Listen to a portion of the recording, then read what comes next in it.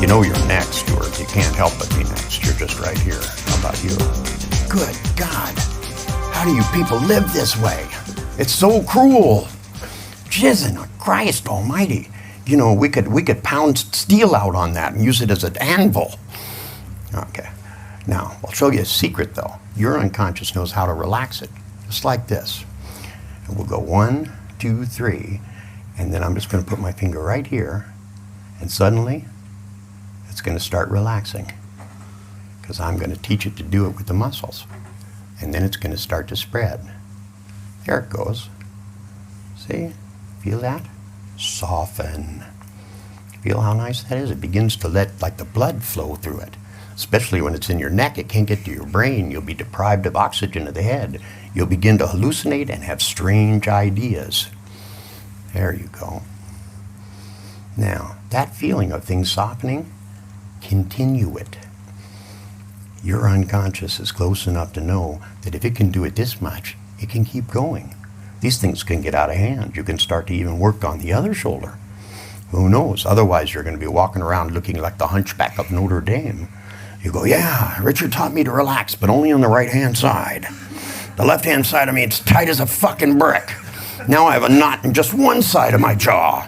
Now I look like a chipmunk with a peanut on one side.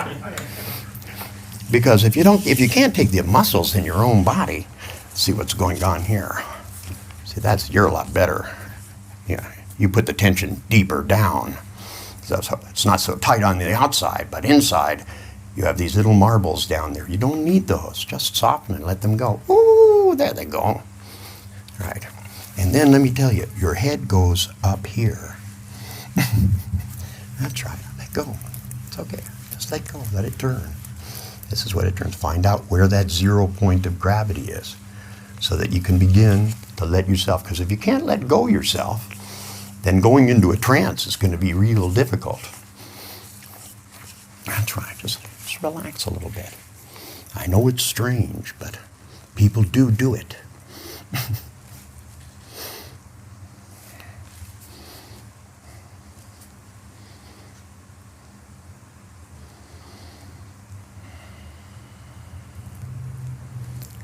There you go. Now, if you begin to go into a nice relaxed state, a little more relaxed maybe than you were at that moment ago, realize if you can relax a little bit, you know what direction relaxation is in. Because what I'm interested in now is for you guys to learn to find balance in your life by softening, so that you take all that tight stuff that's there and realize in just a second, just a touch of a finger, suddenly it's going to start to soften. Because I'm going to send a message, a Chinese message. I'm kind of like, how do we call it? Key man. By the way, when I said I couldn't learn to speak Japanese, it didn't mean I couldn't fake it. The Japanese always thought they were misunderstanding me, but I actually had no idea what I was saying. You know, I was just looking at the wallpaper and making sounds that looked like the phonemes that were on there. And people, they would always go, absolutely, Dr. Bandler, whatever you say. And I'd go, now it's time to soften. I close to you. That's right. But you need a little exhilaration. You need to take that down the bottom of your spine and then back up, one vertebrae at a time. There you go. And you need to just relax. See, this is softer now. Now let's continue it all the way. Let it go deep down. Take a deep breath. That's right. And then float down and feel it just soften all the way down. We want to go all the way in. That's right. Of course, you never know where the bottom may take you. You may begin to find that your mind begins to wander into creativity land. Because the more you relax, the more sneaky ideas from your own unconscious can creep in. Your unconscious knows the solutions that you have thought about, but only in your dreams when you weren't there. Because the dreams that you have for yourself consciously, they're fine. But the way to get there is in the dreams that you have to the solutions that begin to look at easy ways. Don't make things so fucking hard. Make them easier and softer and quicker. Because the things that seem impossible, once you start to relax, which some people think is impossible, and it's not. You only have to keep breathing, and suddenly they get softer.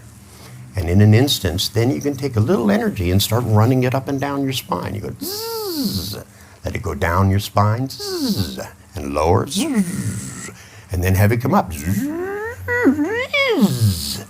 and bring it up. And the more you do that, the more you're going to begin to find that when it's time to go into a trance, you'll know it. When your moment comes, it'll be as plain as the nose on your face. Right? The only thing is your nose is not really plain to you, but everybody else can see it. Anyone who's looking anyway, and if people aren't looking, then they don't see it. But all the time, the ability to breathe in through it and out through it and to begin to sense things by it. Because you can smell things. You can smell the flowers that aren't there. You can also smell the energy in a room. You can smell fear in people. My dog tells me about it all the time. He goes, the dude's afraid. And the more afraid he isn't, the more relaxed he's going to discover. If you've been into a trance, what do you need these for? You don't need any tension any more or less. Because if we take just a few moments here and begin to relax, now let your mind wander down and begin to take some time and start to say to yourself, how can I go from this relaxation to doubling it?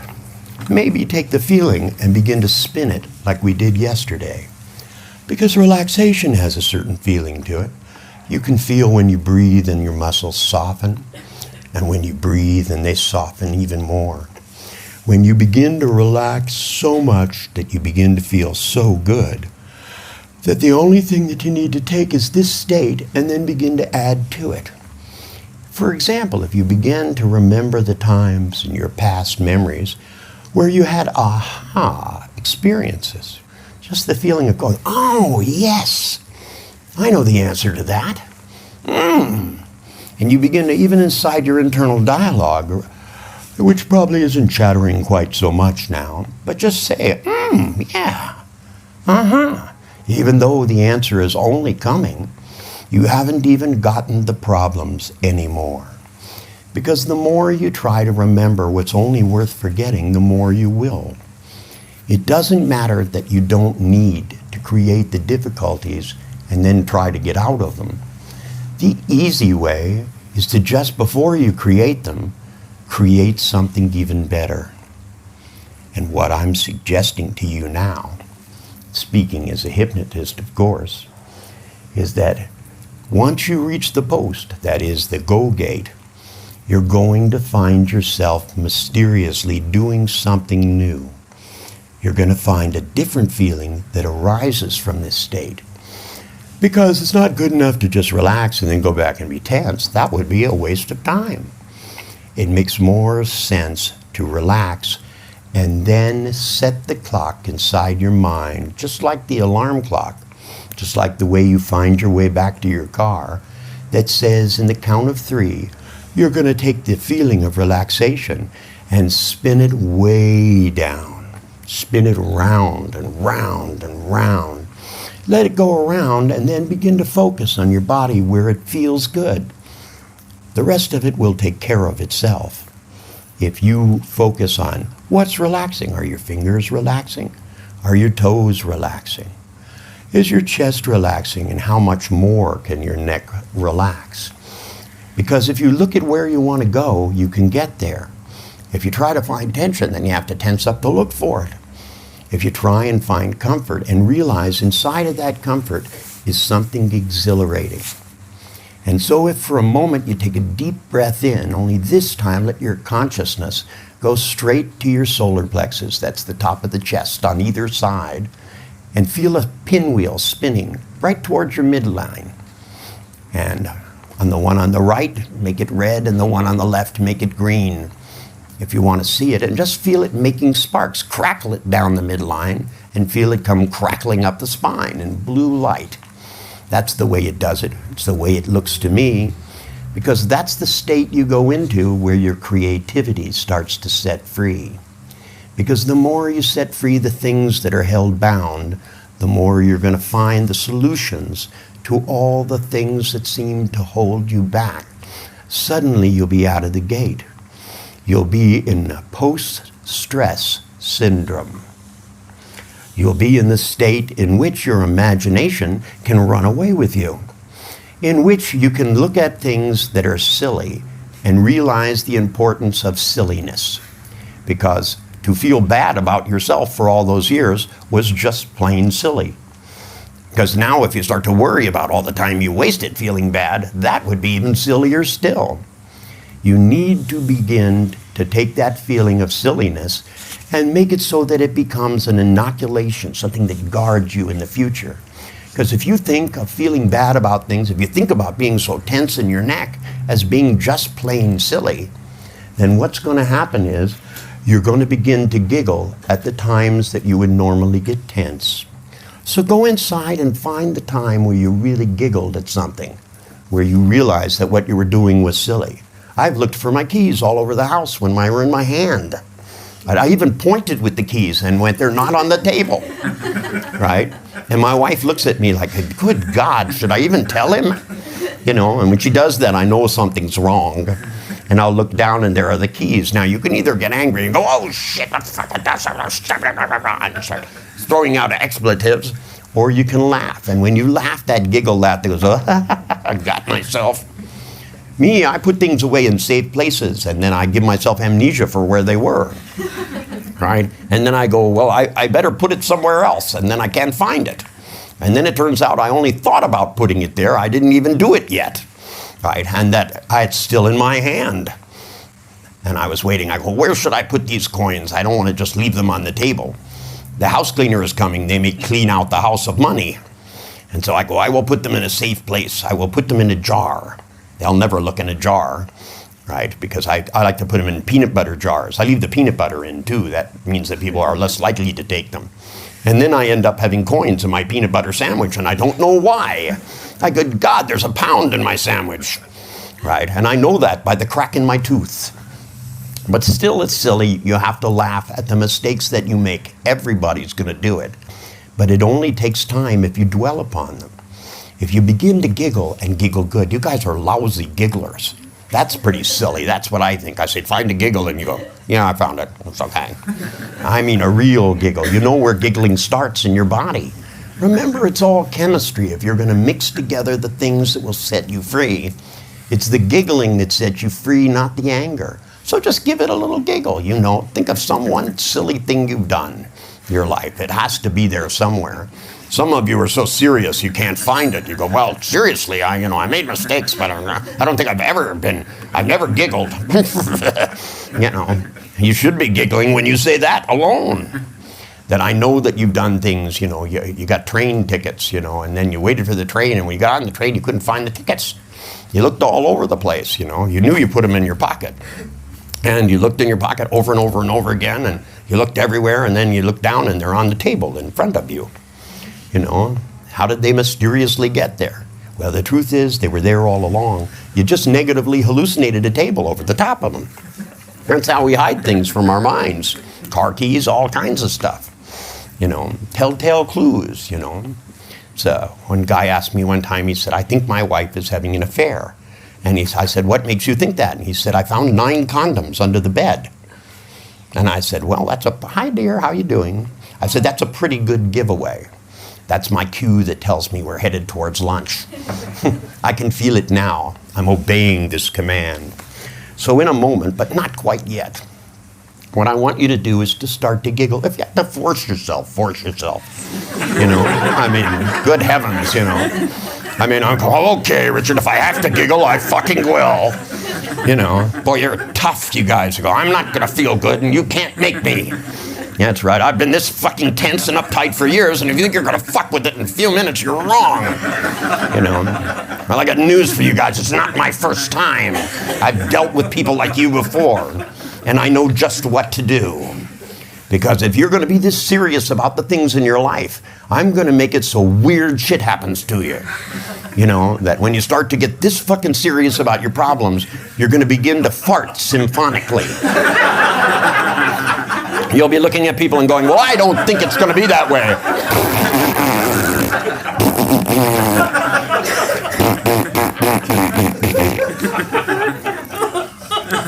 They'll go, isn't that Beethoven's 5th Symphony? They'll go, no, it's his 4th. No, it's his 5th. 4, 5, 4, 5. People get serious about such shit. It's unbelievable. Now, as you come out of this trance, I want you to come all the way out for the first fucking time.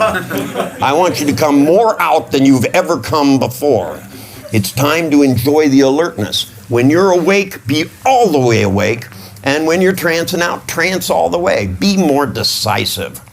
Right? Don't fester around the edge. You know, go, well, I'll stick my toe in the trance. Right? Because I know somebody's unconscious that's got a surprise for them. Right? They say they want something unexpected to happen. Well, guess what? It might not be pleasant. It might not be flowers. It might be anything.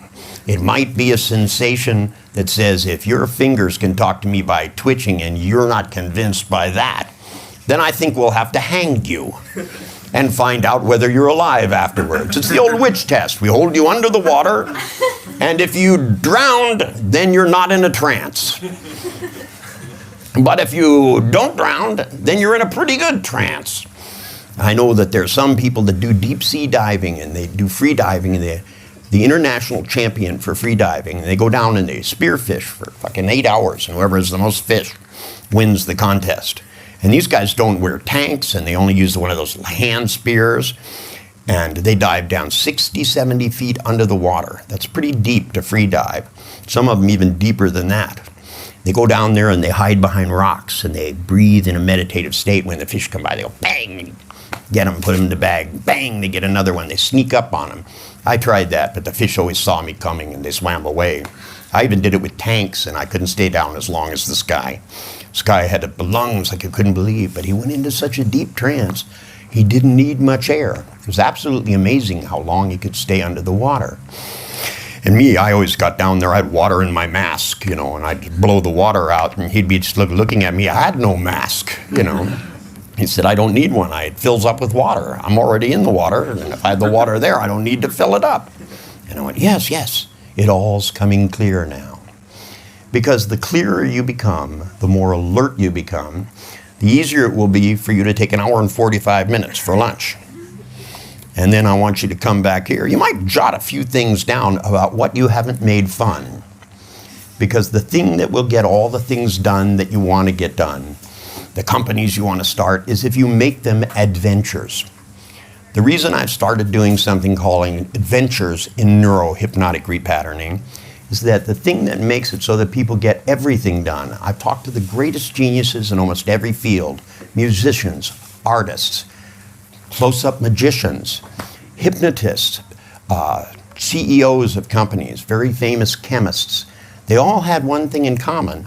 When they talked about what they did, they talked about it as an adventure, not a challenge. They talked about it as if they were going to stock wonderful things and do great things. They looked at it as an opportunity, an adventure. When people said, well, there's no way you can do this, they went, oh yeah? Good, then let's find the avenue. Because everything so far that they've said that's been impossible has turned out to be possible. They said, man, we'll never fly. Yeah, right. Planes all over the fucking place. The sky's so crowded now, we have to have directors, you know. And I'll tell you, do you want to talk about stress? These are the guys, air traffic controllers, boy. They top the list out on that thing. They have complete nervous breakdowns. They keep thinking about things crashing. And I say, as long as you're thinking about that, don't go to work. Right? You need to slow time down. Because it happens all the time. Time goes slow sometimes and fast others. The world isn't actually spinning faster. It's your state. And when you want time to go slower, there's a lot of things you'd like to have more time for. You can create it in your own state of consciousness. If you get too amped out, time will go by too fast. What you need to do is to go into that state of hyper alertness, and where everything seems to almost move in slow motion. It's the almost accident you have, where suddenly you see things and you move out of the way. That's the state by which you avoid difficulty. And as long as you program yourself to have it in the future, then you won't have to spend all that time worrying about the future. Instead, you can learn to embrace it. Lots of good stuff are going to happen to you, whether you like it or not. I've done stuff to you guys that you don't even suspect. Right? You guys are going to start laughing inappropriately. Just like me, you're going to hear what people say and you're going to go, right? And they'll go, what's wrong? And you'll look at them and go, nothing. You know? And they'll go, no, tell me. And you go, me. And they go, you're just fucking with me. And you go, yes, I am. And I have good reason, but I'm not telling you what it is. Because if I did, you'll get serious about it. And they go, seriously? I want to know. And I go, see, I told you. You'll get serious, and the more serious you get, the more you can make the unreal real. Seriously. So, I know the rest of you are ready to go to lunch, and I know that when he opens his eyes is not when it's going to happen. It's when his unconscious plans the surprise. Because it might be just that something at lunch tastes absolutely wonderful, unexpectedly. You might find yourself walking along and suddenly drop for a second into a state of clarity unlike one you've ever known. Hallucinating flowers that aren't there is not all that useful, unless you want to be a hallucinated gardener. I used to do that because I couldn't get around to buying fresh flowers all the time. So I decorated my whole bedroom with leaf plants everywhere, and they never died. And they kept growing, turned into a jungle, but only I could see it. And of course, I used to sit there in the jungle inside that room, and I had a little table, and I'd sit there and I'd be having tea. And one day, the provost of Kresge College came in, the college that I worked at, and she came in and she walked in there and she said, Richard, you were supposed to be at a committee meeting. And I don't like committee meetings, so I always missed them. I said, my brain wouldn't start. And she said, sit down at the table next to me. And I said, would you like a cup of tea? And she said, certainly. And so I went like this and like that. And I forgot this was hallucinated. And she looked down and she said, what the hell are you doing? And I went, uh-oh. I said, we better get back to shared reality. But I spent so long building the hallucination, I had to cut a hole in it and peek out. And I saw her sitting there in her pith helmet. But I said, it's just like taking LSD. All you have to do is act as if everything is natural, and it will become natural. Because you know something? You can pretend anything and master it. That's the secret. If you just keep pretending, it never feels right. But if you make the feelings so they're right and so they're strong, if you go, aha, pretty soon you'll go, aha. Because once you begin to put the solutions into the things that you guys are planning to do are not impossible. Most of them have been done by lots of different people. You just have to go into the state of being a person who examines how you get there. So you have the little steps.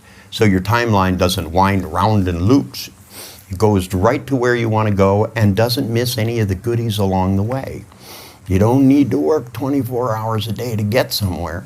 You need to spend a certain number of hours working well, and then it'll get there, because otherwise you'll end up spending your time having fear of failure that you don't have successfully. It's all paradoxical in the end.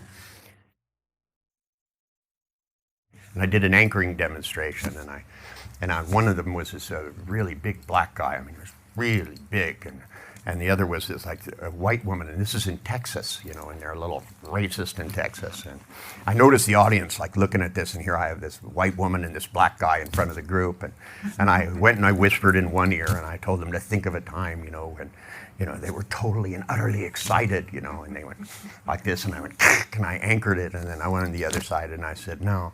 Think of a time where everything was just fucking horrible.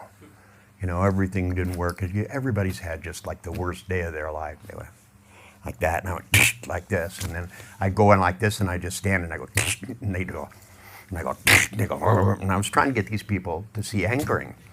And the one guy says to me, he He goes, well, he says, I can see the changes on the woman, but he said, this man's skin is so dark, I can't see any changes. And the guy's going like this. I mean, and I said, well, to begin with, you have to look at him, right? And I said, because you know what's going to happen. I said, as having done this with these two people, when I fire the anchors simultaneously, pretty soon she's going to turn black, right?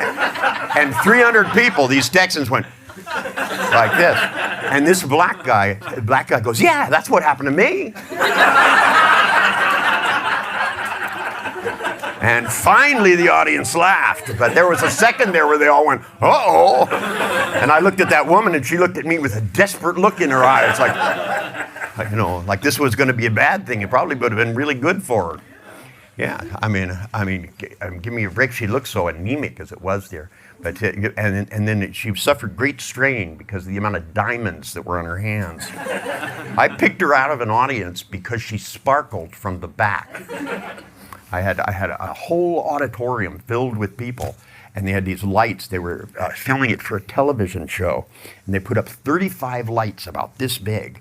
It had to be like 400 degrees on the stage. These things were shining down, and I literally couldn't see the people in the audience. If I did, my pupils would have burned out. I actually, at the end of the first day, went to my room, and I was sunburned. Right, and I asked why I was sunburned. Well, they didn't just use regular photographic lamps. They went out and got the kind with the full spectrum of light, like outside, because it's better for the videotaping, they said. But as I'm sitting there, I look out in the audience, all I kept seeing were these sparkles that would go this way, lines of light. So I finally walked up ahead of the lights, and I looked out, and here's this woman, and she had diamonds. I didn't even know they made diamonds this big, unless they kept them in a museum like they do here. They go, the Hope Diamond, and it's hopelessly stuck in one place. But they said the Hope Diamond has a curse on it. It comes with bad luck. And then why did they call it the Hope Diamond? It's the same guy that made up the phonetic spelling system, and he went, phonetics, yes. See, if he'd have been good at phonetics, he would have started it with an F.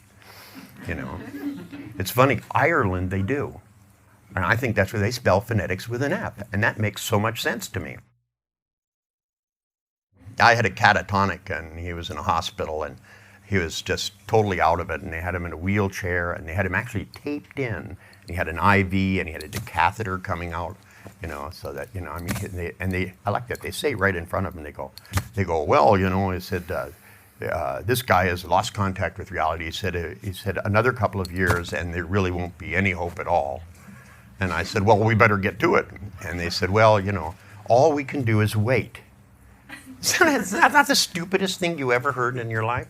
Here they are, professionals with licenses and degrees in a hospital where they have control over people's lives, and they look at me and say, all you can do is wait. And I said, well, wait a minute. The guy is catatonic. He can't even fight back. I said, we should be able to get his attention.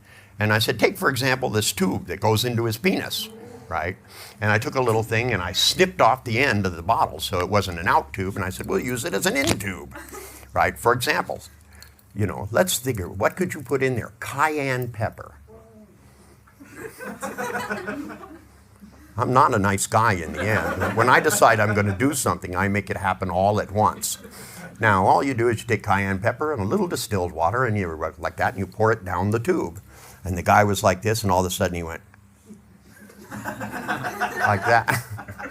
And I said, you better cut those straps off this guy. It's no wonder he can't get up. If he can't get up, he's going to stay here his whole life. And I said, stop sitting around, right? And when catatonics come out, they always come out because in order to get out of that deep hypnagogic state they're in, they have to come up with a tremendous amount of adrenaline, and so they usually get furious. It just takes that much, raw emotion, and so they come out, they're usually very intense. So it's always good to have a psychiatrist handy, right? Because after you do things like that, then you can go, oh, he told me to do it, and they jump on him and beat him up and stuff, and then you go, that's right, get that aggression out. Keep catharting. I heard catharsis is good for you. This is a good place to take it out on. I never understood that beating up furniture stuff and crying and screaming. See, if you didn't hold your jaw like that, probably it wouldn't get tense. Just a guess, though, see if we can't do a little something in here and just program it. Say, stop thinking, okay? There's nothing to think about. I haven't told you to think about nothing. Here, you're supposed to just be a good hypnotic subject. And here, look at my finger. Now close your eyes and go inside and just imagine from the top of your head something passing down over you. And make it white and make it like a hula hoop going around, counterclockwise. And have it start to move down, and as you do, just relax everything. There's more muscles in your face than the whole rest of the body. So you have to go through and be real thorough. Get this one, you got to get the eyebrow muscles. Those are the ones people try to use for public speaking. Whenever I do public speaking course, I feel like I should have duct tape on people like this. Those of you who are in the public speaking course, a couple of you were there. You were there, weren't you? Did you notice how many people had trouble controlling their eyebrows? They always go, my life is out of control. And I go, no, it's just your eyebrows. Everything else is fine. Because if you go now, here's the trick about relaxing. As you just let the hula hoop go down and begin to relax your body, what you do is you go inside and plan. You know that thing I told you about thinking about the future? And you have to take some deep breaths, because if you don't breathe, of course you'll get tense, because you're running out of oxygen. Right? So breathe in through your nose, real deep. Go like that.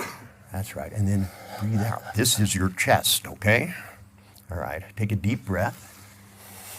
All right. Now breathe out. That's how it works. Now breathe in. Hear that little popping sound? Okay. That was your muscles. It's not bone. That's because you've been too tense for too long. You're not allowed to anymore. Right. Say with me, I say, there you go. Doesn't that feel good? See, when you breathe now, you can get oxygen in there. You know, because it's saying your chest actually moves. That's what it's supposed to do when you breathe. You're supposed to go and fill yourself with air, because that's what life is made out of. See, in fact, that's how you suck energy out of the universe. You know, because it's just lying around, bouncing off the walls. Most people don't direct it. They waste it. I used to go down to Madison Square Gardens and just go, suck it up before I'd go and do lectures and just spew it out. I take it and I put it in my finger. I'm kind of like a pool shooter, and I go, zzz, and I find just the right place. Because see, in order to get tense inside of this place, inside of your mouth, right? Say, oops, God, it went away, didn't it? Damn. How does your chest make that happen? God, you know they're on the same body. Maybe they're connected. You say, as a matter of fact, there's a nerve that runs right down through here and goes all the way down to your stomach. It's called the vagus nerve, right? And if you tighten up your diaphragm and hold it there for like 5 years, like you've been doing, then one of the things that's going to happen is you're going to start clenching your teeth. But if you relax, you won't have to do that. And the trick to relaxation is not to think about tense things. Don't talk to yourself in a tense voice. Talk to yourself a little slower and a little calmer. So if people come in and they go, oh, God, we're in big trouble, go inside your head and go, oh, God, we're in big trouble again. And then you can ask, what seems to be the problem? Because I never will admit there is one. I never think it's a good idea to go, what is the problem? Because then people start making them. I go, what seems to be the problem? What was the difficulty? Because if you put your problems in the past, then it doesn't matter anymore. See, if you're going to take it, now that you can breathe and feel it in your diaphragm, breathe in through your nose and let it spread out here. Okay, so that when you breathe shallow, you need to have room for it. And mysteriously, you're going to find things like this. Suddenly, the skin on your head is loose. Suddenly, this is loose. Although you're hiding a marble down there. You don't need that fucking thing anymore. Watch this, but you got to get in there, see, because the only way you can tell it to loosen up is not from like most people think, you go in and you go and hurt it. All you have to do is realize it's the surface of the skin that tells things to relax. When you pick up a glass, you squeeze your hand, and when you hit the table, when you put it down, you relax your fingers away. So all you have to do is do something that's finished, right? And the thing is if you never quite finish what you're doing, so what you do is you do this, you open your mouth all the way wide, and close it, and then just relax. And look at that, the marbles go away. Cool. is finish the pattern. I used to have executives, when they'd go into their offices, the first thing I'd do is I'd say, look, because they'd go in and they look around and they get tense. I go, look, you forgot to finish yesterday. At the end of every session, when you're going to go, before you go to lunch, before you go to dinner, pick up the phone, put it back down. Open and close every drawer. Open and close every filing cabinet. If you have a card case, pull out a card, stick it back in and close it. Right? If you have pens, pick up one and stick it back down in the can. If you happen to have a stapler, staple one. So that every motor pattern that you would use, if you have one of those computers, right, then what you do is you hit the entry button and then hit the off button. Brahms says we can't turn our computers off, so I put a drape over them so they don't watch me. Because I know if I can watch them, something could be watching me. And I don't like it because things roll across the screen and they go, how about calling Amazon.com? You can buy books you never even heard of.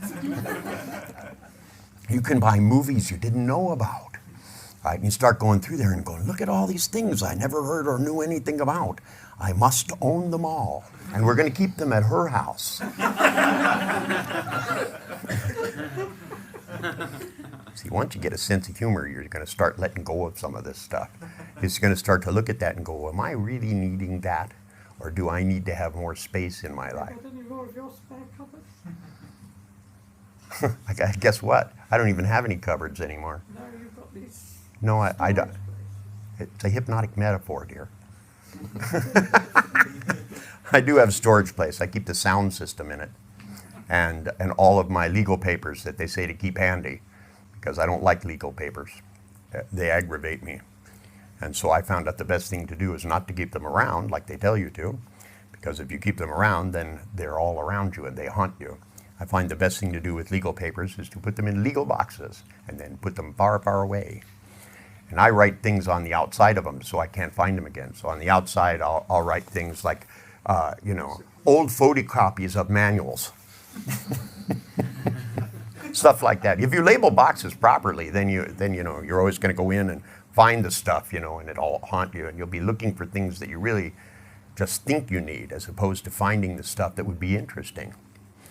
Because, imagine if you made all that space in your life, then you could imagine what could be in it.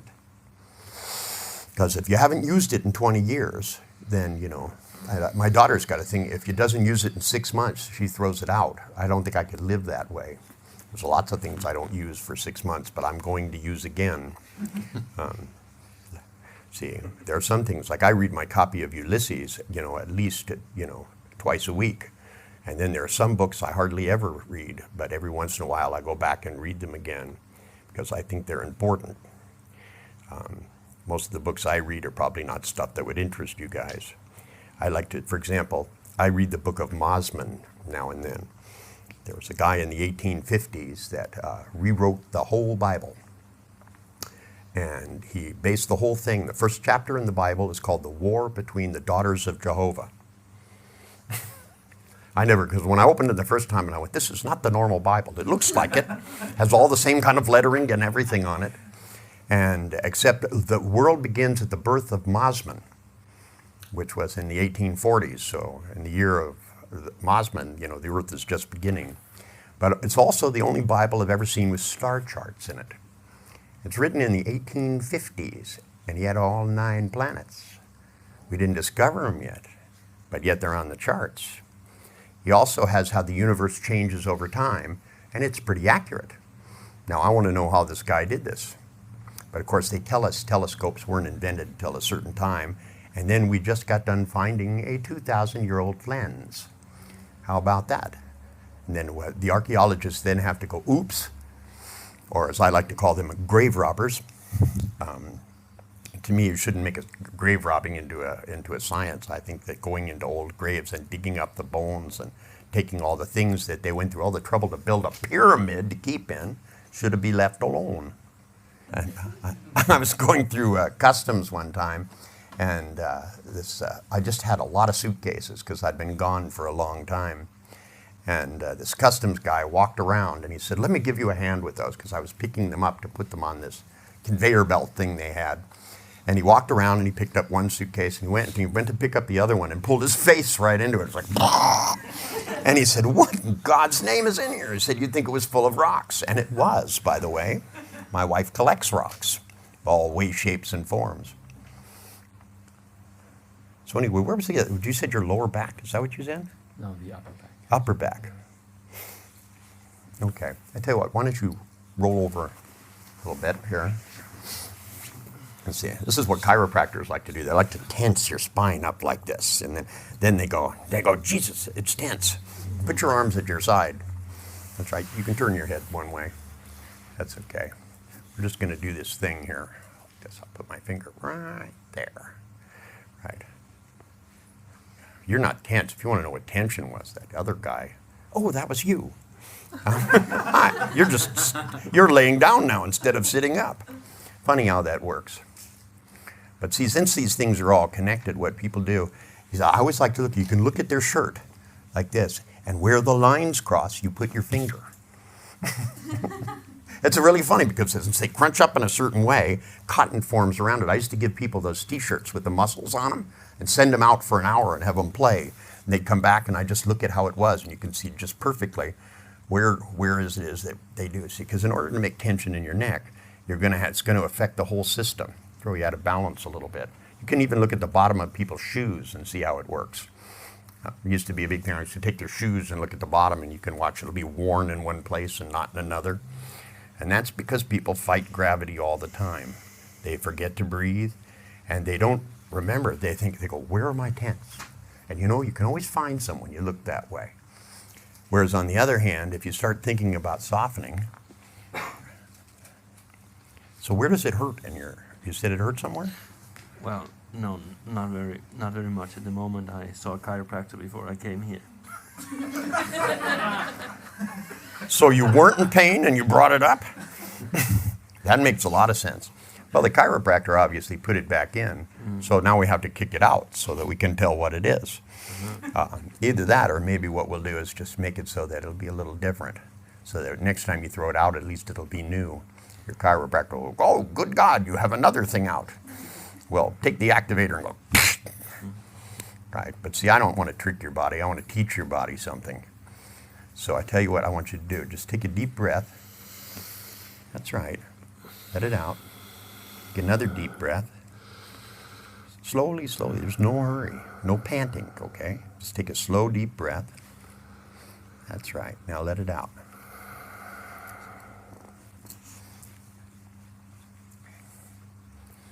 Okay, now, just move your hip a little bit like this. No, I'll take care of it. Let me do it. You just keep breathing slowly. It helps to breathe in through the nose. Go. See, that's why the nose is there in the first place. See, so because anything that comes in through your nose goes directly onto the cortex. All your other sensory systems go through the think-a-do machine. There's thalamic intervention. But the nose goes straight in, and it takes in all kinds of things. And if you exhale them out, then you don't have to worry about them anymore. But it's always nice to build up a good immune system. That's right. Go ahead.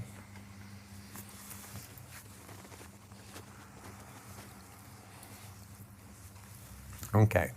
Tell you what I want you to do. Just kind of roll around and sit up slowly. I've lost people. Yeah, you may find that you feel a little high, but that's okay.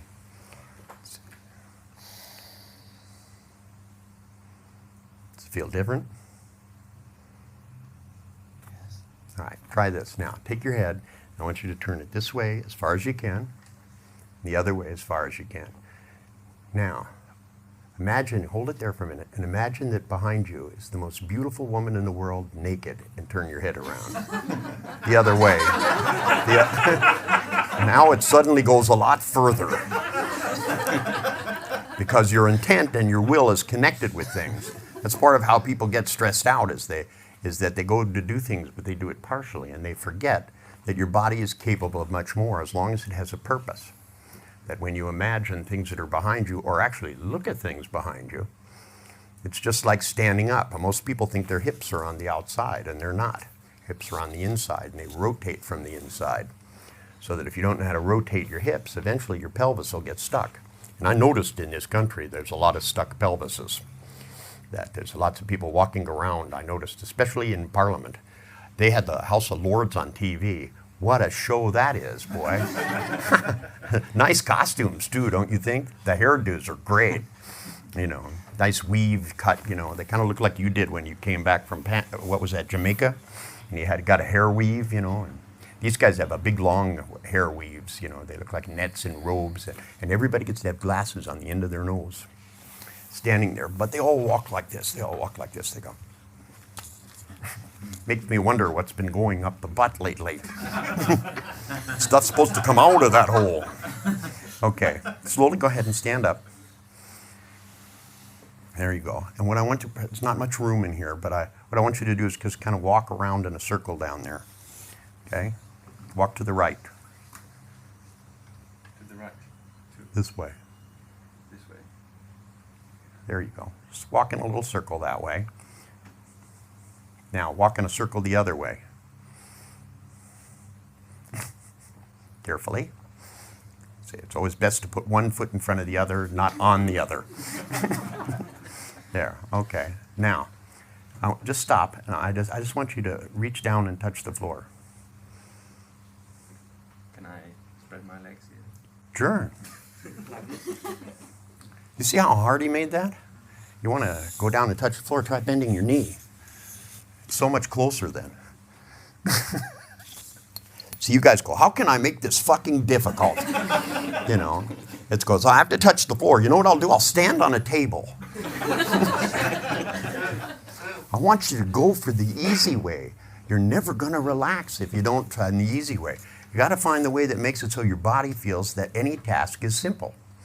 Right? Even something like, you know, if you're going to reach down and touch the floor, you reach down and you touch the floor. Right? Don't fight with gravity, work with it. See how simple that was? See, a lot of people do these exercises where they stretch their body into obscene positions. I did that yoga and I said, no thanks, this hurts. I said, you know, if I want to stretch something out, I'll stretch it out in somebody else. It's a lot easier that way. I said, you want to see how much your feet can get tied in a knot? Watch this. I introduced him to super glue. He was at his feet all tied up like that, and I just took some super glue and put it on either foot and went like that. I said, figure that one out. And I said, this is a lesson from the West. East meets West. It goes, don't ask somebody to do something that you took 20 years training to do overnight, right? Especially something physical like that. It's like I tried some of these things. Athletes, I make money training athletes because they have tons of it. And it's really a cool job because like I got to train baseball players to hit the ball, and because some of them are really good at playing their position, but they just can't hit the fucking ball for the life of them. So I went and found guys that were really good batters and asked them things like, what's the difference between a good day and a bad day? And they go, I don't know. They always start with that. And I go, what exactly don't you know? And they go, well, some days you're just seeing the ball. You can sit down, it's okay. Yeah. You feel better, don't you? Yeah. Great, keep it up.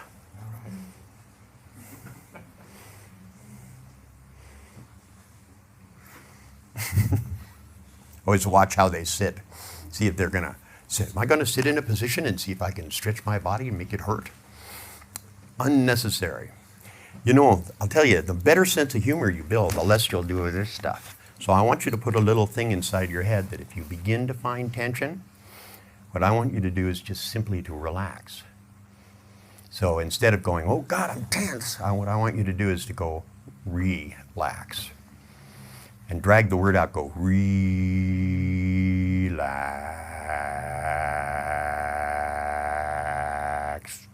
Because if you say it too fast, you go, relax. It just doesn't work that way. So you want to drag it out for a while, you go, relax. And you'll feel silly. And if you feel silly, you won't be tense. See, one of the things is, and especially those of you who run companies, you can't let this on the outside too. So on the inside, you have to be laughing your ass off. And on the outside, you have to be looking stern, you know. You know, you have your double Windsor tie on, and you look over at people, and you go, and you say, I thought you were going to have that report by Thursday. And they go, no, I was supposed to have it in by Friday. And they said, well, since you haven't had it in ahead of time, I want you to turn it in on Thursday. And they always look at you and they go, so I have to do it sooner? And I go, yes. Wednesday would be okay, but Thursday I will settle for. Because if you keep asking people to meet deadlines and they don't, then the trick is then the longer that they start to have it done, if they don't hand it in ahead of time, then make the deadline sooner. You see, so that when they go to procrastinate, you take away their procrastination time. Steal it from them.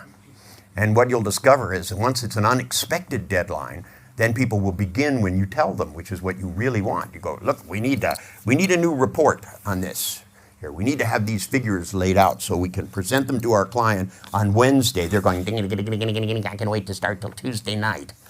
You know, and instead of that, what you do is you build up a thing where you go, okay, the client's going to be here on Wednesday. I want to look at the report on Tuesday. And then you wait 2 days and you go in and you go, okay, are you going to have that report ready on Monday? And they go, on Monday? You said the client came on Wednesday. And I said, yes. I said, but you haven't turned it in yet, so it should be in by Monday. They went, well, it was supposed to be in on Tuesday. And I said, yes, but you haven't finished it yet. So now you better have it in on Monday, otherwise I won't feel secure. And you do want me to feel secure, because if I feel uncertain, you'll feel really uncertain. I don't want to get all fired up here. I find that's a good phrase to use. I go, let's get, because there's 2 ways to take it. One, you can go, oh God, I'm losing my job. And the other one, you can go, yes, sir. Right? You look like you're poised for something. No? Nothing on your list? You're a happy camper? There are things on my list. Okay, name one. I'd like to make it so that when I close my eyes, and often what happens is I just close my eyes and I see a complete random selection of random things, which seems completely... Random things when you close your eyes? Yeah, like totally. Like a wrench flying by and, Yeah, you know, like a wrench that and a might cat morph or into something. What? A wrench that might morph into a glass of Guinness, which then becomes a stream, and it just... If wrenches are morphing into a glass of Guinness, what I'd say is don't trust it. It's trying to get you into one of these pubs and having you drink a bowl of beer. I took my son out to a restaurant and he ordered a beer and they brought it in a mug this fucking wide and it was about that big and high. And I looked at the guy and I said, well, we asked for a glass of beer. We didn't ask for something to bathe in, you know. And the guy said, oh, we always drink beer that way. And I said, What country are you from? And he said, Malaysia. And I said, well known for their beers. Yes, okay. It's Malaysia, well known for their beers. But they've learned to make alcohol in every place on the face of the earth. Every primitive tribe we have ever found has found a way to make alcohol out of something. They're fermenting something somewhere. The American Indians loved cactus. And what better thing to ferment than peyote buttons, which in and of themselves will take you to the ceiling. Think about this. Inside that, they have strychnine, which is just like taking speed. Then around it, they have a psychedelic, right? And then if you ferment it into an alcohol, it's no wonder they're talking to mescalito. I know I tried it and it worked for me. I went out in the desert with a bunch of guys and we found these cactuses and somebody said, these are peyote cactuses. And I said, that's peyote. And they went, yeah, because it's Paiutes, you know, Paiute Indians. And one guy said, I know how to do this. And he took these buttons off and he took a big knife and cut the center out to get the poison out. And he said, you take 3 or 4 of these and then you vomit. And I said, well, they're already out of me. Why should I bother to vomit? If I don't put them in, I'm going to have to puke them out. And they said, no, you don't understand. You take 3 or 4 of these, and then after you vomit, mescalito comes. And I went, And I've just vomited all over a deity? Is that how this works? I don't think I like this procedure. But I went ahead, and I figured there had to be a better way to do this. So I mixed it with V8 juice, put it in a blender, like that, and drank it and vomited. Somehow or other, having it come out red was more refreshing. Because all the guys that were there had already taken it, and when they looked at me, they thought I was puking blood. And they suddenly went, oh God, we took the same thing. And they went, "Oh my God, you're vomiting blood." And I thought, V8, V8. But I just couldn't bring myself to tell them. And I looked up at them and I went, and I slowed my heart rate down and my breathing and just kind of keeled over backwards. Laid there like this. And suddenly my arms dropped, right? And they went over and they put their hand on my throat. They thought that they'd seen that on TV, I guess. The guy went, "There's no pulse, nothing." And then they went and they tried to feel a pulse, but they used their thumb, so you always get a pulse because you have a vein in your thumb, you know. So whenever you use your thumb to find a pulse, you can find one. You can find one on the table. Good God, it's alive! I can feel it now. So things go by. You can see why I love my job. Things go by and they morph into other things. The wrench turns into a glass of Guinness, yes. Or anything, yeah. But typically a glass of Guinness. No, not typically a glass of Guinness. Typically anything, you know. Any weird-ass thing, huh? Yeah, it could be. And it could start off with a scene, you know. Often if I try to picture something, very soon afterwards it will animate, and then it will change totally. It will change? Yes. As in the picture that I'm looking at. It changes by itself? For example, earlier on today I laughed because I was trying to picture a thing of flowers, okay? And then the flowers started singing. And then that made me laugh because that seemed silly. But sometimes I see stuff which either... The flowers started singing? Yes. Okay. Let me remind you that when you're hallucinating, okay, that's different than the flowers. There are flowers that sing. But the ones that you made there are coming from inside your head. Okay. Are you telling me you can't stop the flowers from singing? Because that's a horse of a different color. No, I hear that from schizophrenics all the time. They go, "People come out of the TV and they follow me around and pester me and drive me crazy." And I say, "Well, you know, have you ever considered just turning the TV off?" And they go, "It doesn't matter. They still come out of the TV. Because no matter what they do, it's out of control." But you're an adult. You're not schizophrenic, are you? I don't think so. I am. No, I'm not. Yes, I am. No, I'm not. Oh, shut up. No, I won't. I love to do that in hospitals. Because people look at me and they go like this, and the patients always get worried. They go, "What's wrong with you?" And I go, "There's nothing wrong with him, but I'm fine." By the way, how are both of you? So let me ask you. So when they start morphing by themselves, Yeah. okay, have you got the internal dialogue that you can you talk to yourself inside your head? I can, yeah. Yeah. Okay. Practice these words. Stop it. Okay? Because if you're trying to do something where you're trying to visualize it and it goes off by itself, then it's kind of like her closets, you know? The only way I can do it is do it really, really fast. Like The only way you can do... If I have to think something through, like if I think it really fast, then it tends to work out well. But if I otherwise, if I try and visualize it, it will just randomize itself. And the source of this randomization? I have no idea. You have no idea. Okay, so if you do it fast, then you get a good result. But if you fool around, everything falls apart. But at the same time, Sound familiar? Sounds familiar to me. yeah, doing it fast. You might be one of the things in her closet. And it's just there's so much junk in there that you... What? I'll keep the things that fly by. They come in. I'm sure you would. It's kind of a thing where he's sort of like a flea market of ideas and images, right? And they just morph from this to that and all kinds of stuff. I love morphing programs, but I like to morph kind of odd things together. So these things which are out of control, okay, let's say I was going to do this. How do you make something so that it just runs on its own like that? Do you think? Do you think? Do you think? Do you think? Do you think? Do you think? I suppose I can understand everything from multiple perspectives at the same time, and it can Yes, you can. shift via one or maybe more of those perspectives at the same time. I don't have precise conscious control of determining. Oh, so you don't have conscious control over your unconscious. It doesn't work that way. Well, for example, if I was trying to figure out a maths problem, or if I was trying to, create something specific, I'd have to put a lot of attention into concentrating on it and keep on trying to shift myself back because otherwise... I never heard somebody use the word shift so many fucking times in my life. I didn't know you could get it into a paragraph that often. So get that word out of your vocabulary, because if you keep saying shift, it probably will. I never heard so many embedded commands. You say, if I can shift this, and then it goes to shift if I can stop shifting. Right. You're really good at programming yourself, but you ought to read the manual. If you're going to tell yourself, shift your ideas, don't shift. So I have to concentrate in order to hold it still. You know what that does? Presupposes it's moving. Say, what you want to do is, if you want to do something simple, like if you want to do something and visualize it, like, I love the fact that the Earth spins on its axis. I think that's very cool. Earth goes around 25,000 miles per hour. That's very, very fast, right? And yet nobody feels nothing. I ask people, I go, can you feel the Earth move?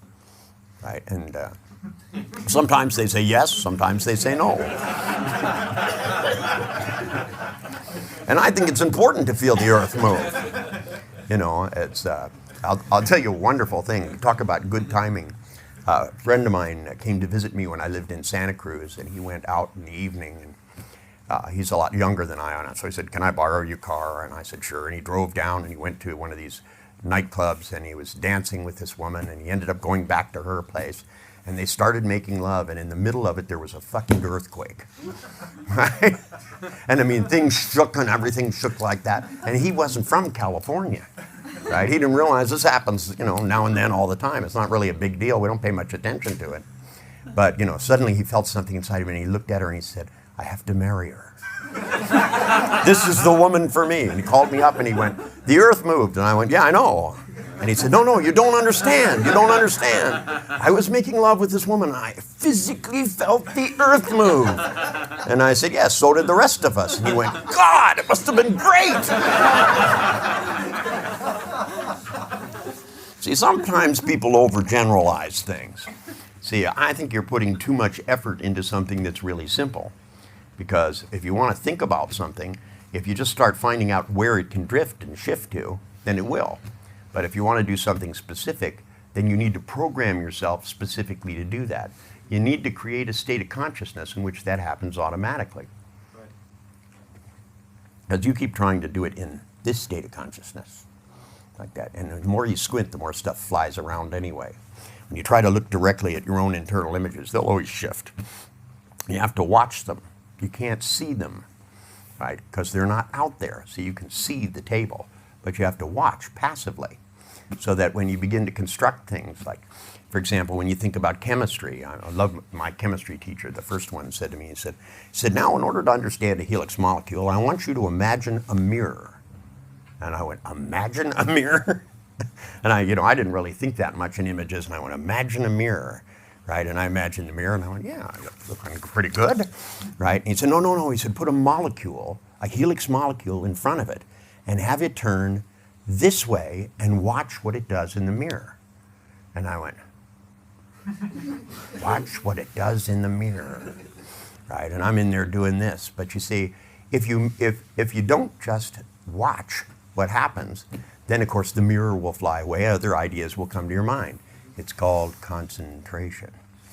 Now in the state where you're wondering what's going to happen, you don't concentrate, because that's not the state of concentration. That's a state of creativity, where you wonder what's possible. You need to create a discrete state. Now, there are times probably where you can visualize really well, and the image stays there, like when you're afraid.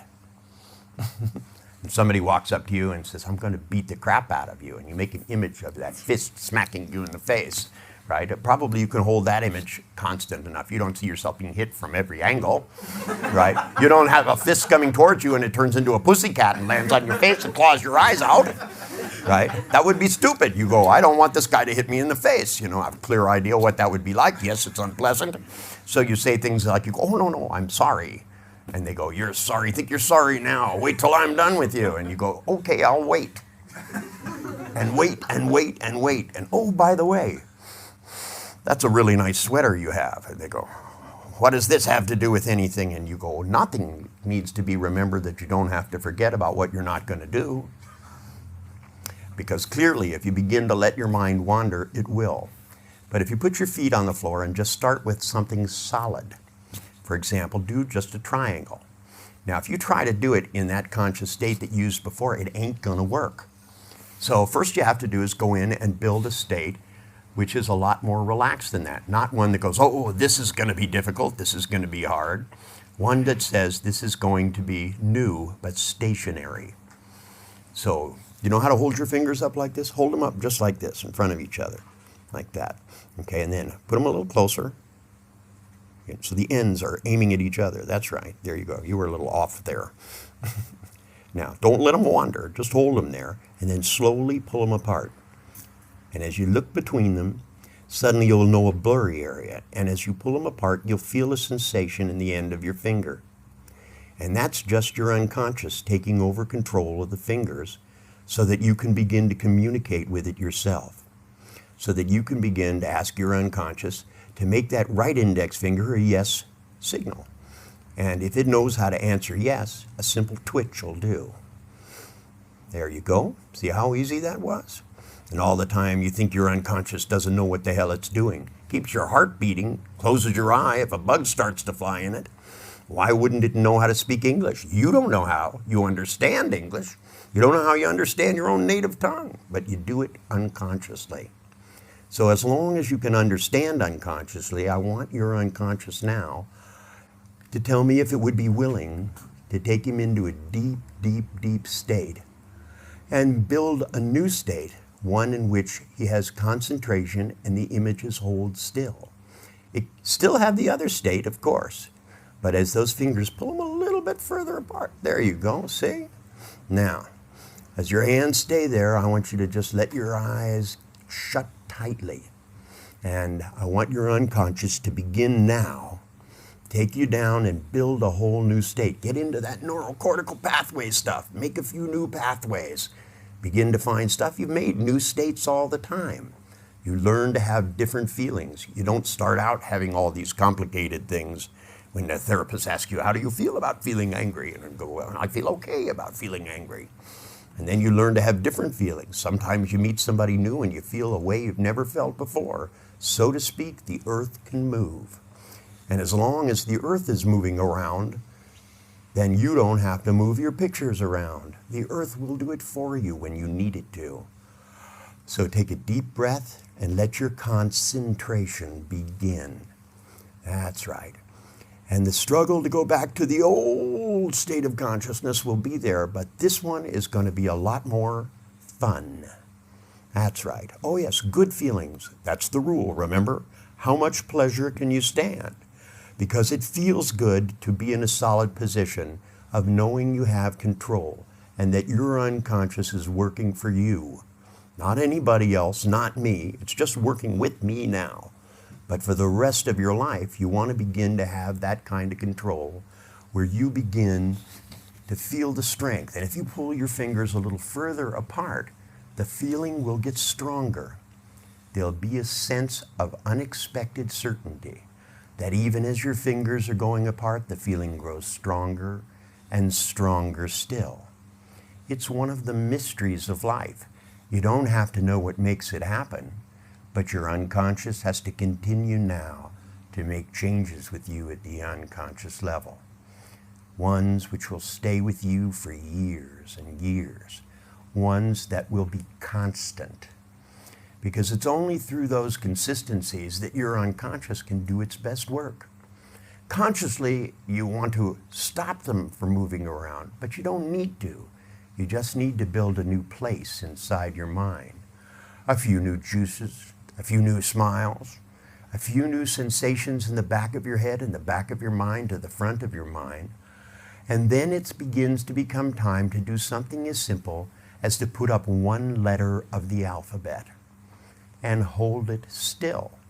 And if it begins to move, pull your fingers a little bit apart until it holds still.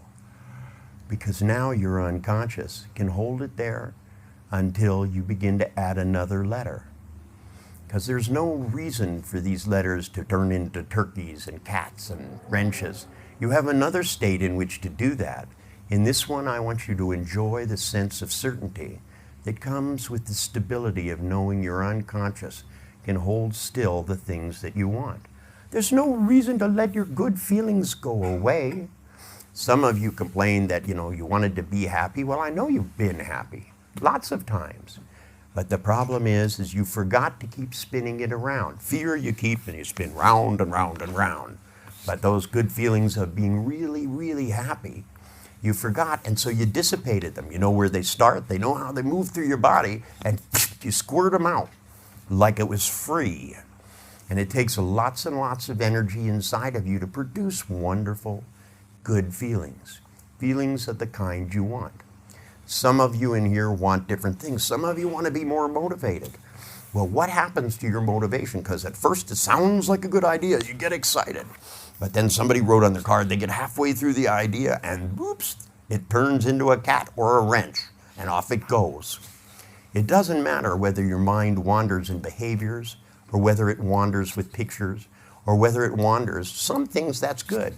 Sometimes my mind just wanders through melodies until I find a melody that I like, and then I write it down.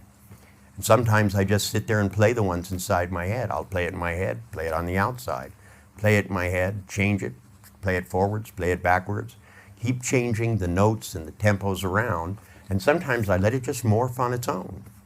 But when I want to play something that I already know, if I were to do that, that would be crazy, because then it wouldn't be what I know, it would be what I'm learning. There are infinitely a huge number of books growing every day. The Library of Congress in the US can't even hold them all. They put everything on microfiche and then little microfiche, and then they store it in warehouses. They now have millions of books, millions and millions of more, but really it's just the same 26 letters over and over and over again. What a ripoff. Stay away from Amazon.com. That's right, you can let your hands go down now. But keep in mind, or maybe just the left hand, or you could let the right hand come closer. But you have to find a way of finding the balance inside of you so that you remember that are those two letters still there? If your mind wandered, then you need to begin to zap up something where the letters stand and stay. Because sometimes you just need to put a sign in your head that says hold still. Because if you learn the hold still state, then they will. Some people's pictures jump around so much they can barely see them. At least you can see yours morphing by. Imagine if they were unconscious. You couldn't even see them and they were morphing by. I've heard some people can't even hear their own internal dialogue. They don't know the ABCs of the inside of their head. But yet with a little concentration, anybody can begin to focus on their own consciousness and become more aware of it. Make it more steady, then you make it more unconscious. Now I want to ask your unconscious if it's ready to do this now. That's right. Now I want you to count inside your head from 10 to 1. And I want your unconscious to use those 10 counts to begin to make the adjustments so that you can put up a picture and hold it still. Maybe add another thing to it. Remember, there's a difference between remembered images and constructed ones. So you want to look back and see something you've seen before. Pick something you really enjoyed. Think of your favorite breast. I like to pick easy things to start with, but I like three-dimensional things nonetheless. Now, let me ask you, was it attached to something? Okay, then you can add the rest of what it was attached to. You can make a bigger eidetic image. Now, that remembered image is of something you've seen before. There's no reason to morph it unless you actually want to change something that is. When people are doing design, sometimes they need to look at something that is. Look at the way a car is now and alter the body shape into all the combinations to begin to find ways of making it more aerodynamic. But you see, it's always the ability to have multiple strategies inside your head and multiple states to do it in.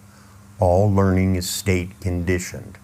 10, 9, 8, 7, 6, 5, 4, 5, 6, 7, 6, 6, 5, 4, 3, 2, 3, 4. You see, you don't always have to do things directly. 3, 2, 1. Minus 1, minus 2, minus 3, times 3 is minus 9. And if we were in Germany, you'd know what that means. Just practicing for my German seminar. Have to have those German jokes. 666 999. I don't know why Germans find that funny, but they think that's hysterical. I've never understood it, but I try it. I use it because they like it. Because I'm always trying to put pleasure in just the right place. Now, this time I want you to count inside your head, and then I want you to just simply wake up into a new state.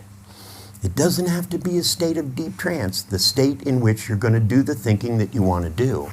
So that if you need to figure something out, you can begin to take bits and pieces from memories of past times and paste them together.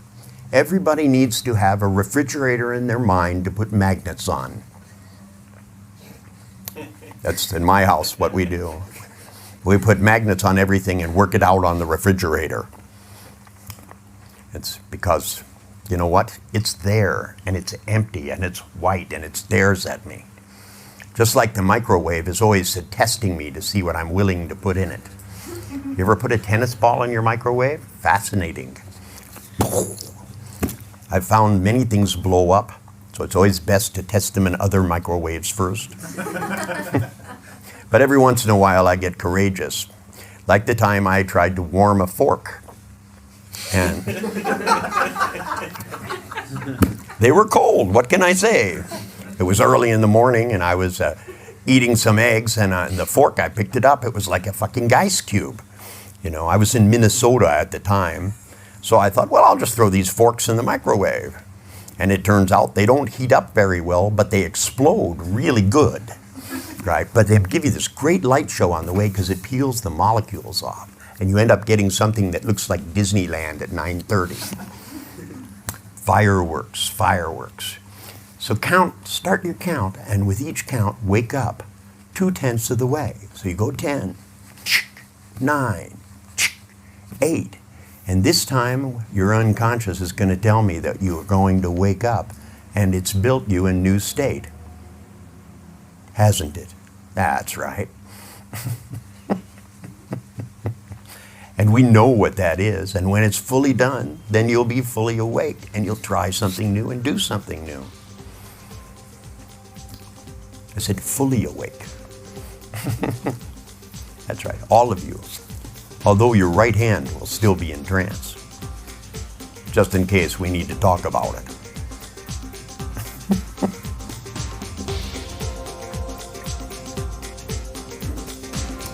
So can you put the picture up and hold it still?